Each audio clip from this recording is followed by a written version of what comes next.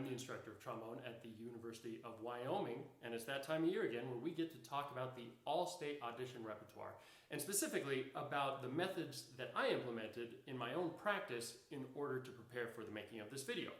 Now, if you've seen any of my videos in the past, you'll know that I like to equate what we do on the instrument much like driving a car, where the metaphor is that this is your powerful engine, and we use our air as our premium fuel in order to power that engine. So a lot of what you're going to hear me talk about today is how important the air is, because again, this cannot do its job if the fuel is not doing its job. So when it comes to this first etude, I want you to primarily focus on consistency. Now, consistency not only in maintaining tempo, while that is certainly important, but also consistency in terms of your accuracy in placing bullseyes on all of these notes, especially later when we start having these larger intervallic leaps. But thirdly, we also want to make sure that we're paying close attention to the very specific articulations that the composer has intended. You'll notice primarily every single note is what I call an individual air vent, which gets its own separate brick of air, but the composer also utilizes slurred air. And so when we get those slurs, we really want to connect those notes so it is in a very nice contrast to those staccato individual air vents. I found it very useful to utilize my three-step systematic approach to practicing this particular etude, which is air, sync, play, where we are establishing our air away from the horn. Reminder, the engine, the trombone itself, none of it works if the air is not doing its job. So establish your air.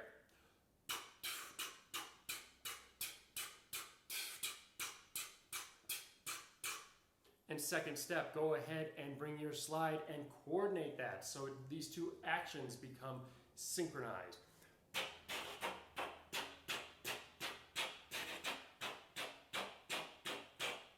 And then of course the last step is put those three things together.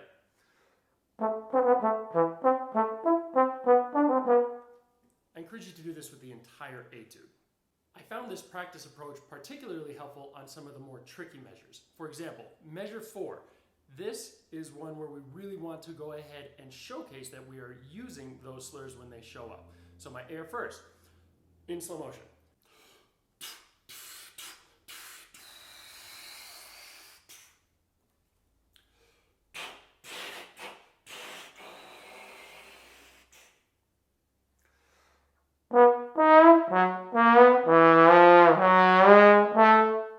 You'll notice that I glissed through this section, and that was intentional because that way I'm able to keep the air flowing through the slurred portion of the measure. Now, in order to remove that, since we don't want to gliss in our performance, we utilize what I call our ta-das and ahs, where I put a da articulation where that gliss is, but I'll keep an ah where the natural slur occurs, in this case from the E sharp to the F sharp. So in this case, it's going to now become ta, ta-da, ta, ta-da, ta-da-da.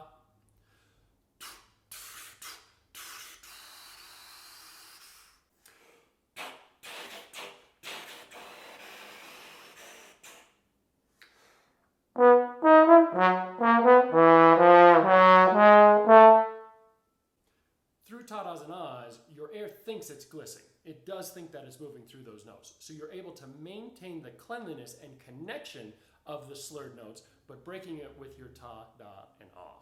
While you're practicing this, don't just get into the habit of starting at the top and then going all the way to the beginning and then just repeating that and hoping that it's just going to get better. Go ahead and zoom in and isolate the parts that need attention.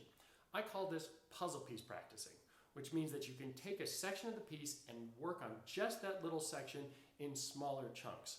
Get that better, connect it to other parts, and then eventually you'll build the whole puzzle. In this case, I'd like to demonstrate this approach on measure 8, especially for any of my trombone friends that don't have the valve, that have to utilize that C and B in their true positions of 6, 7, bringing it all the way back to A in second. Rather than explaining it, let me just show you.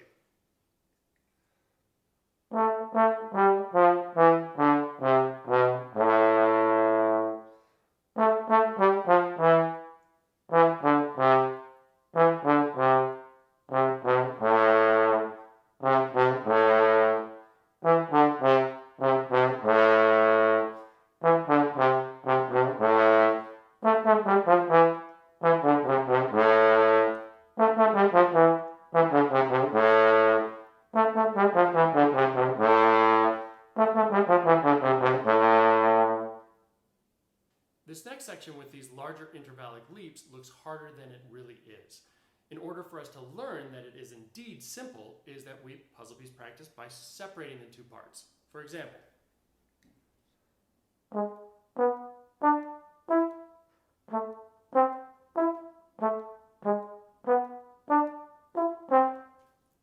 lower part.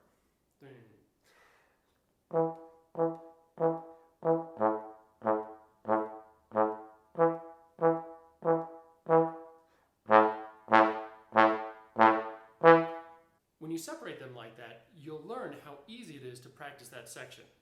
When you put them together, strive to maintain that same level of ease, keeping those really good individual air bends, placing those bullseyes on all those notes, and letting your engine do its job.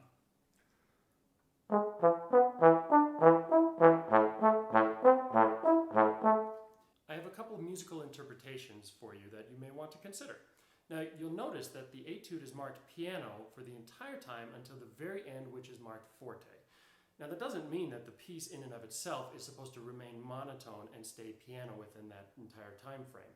This is a guideline and to give you an idea of what the intended style is supposed to be. So in the beginning, it can be soft, but I want to encourage you, play it crisp, play it with a lot of attitude, but kind of in this hushed manner.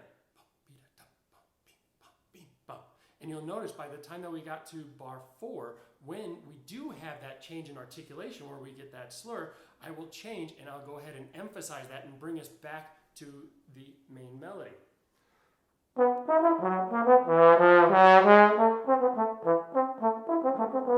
Similarly, as we're coming to a cadence, I will phrase through these running 16 notes, especially the last A minor scale that brings us home on this nice low A.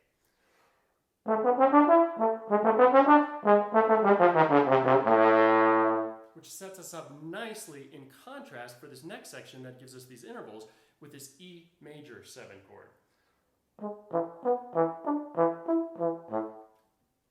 By the time we do get to that forte, go ahead and embrace the fact that each one of these notes is accented and it's leading to a C sharp, which implies that we're cadencing in A major, but alas, we are not. And so by the time we get there, relaxing back into the home key of A minor.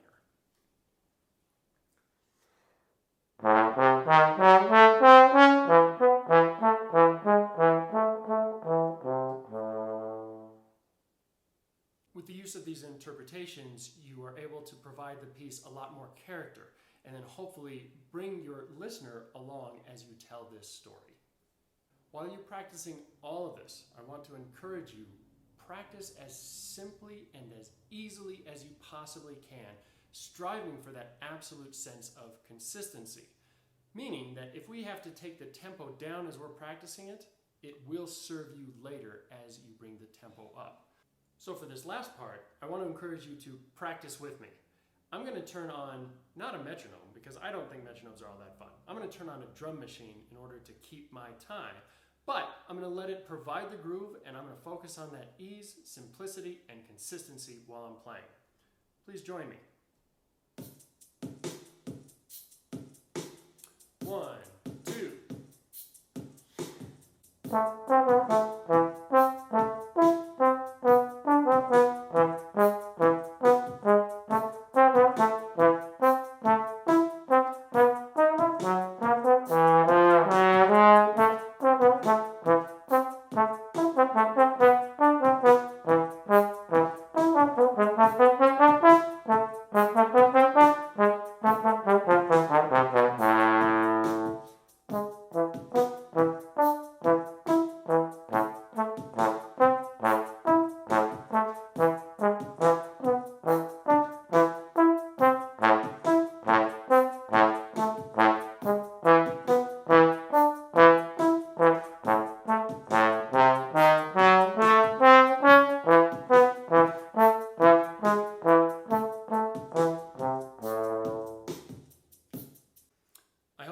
this helpful. If there's any questions that you have or concerns about anything that we talked about today, please feel free to either leave a comment in the comment section below, or feel free to email me at dwatt3@uwyo.edu. I will get back to you, and happy practicing and good luck.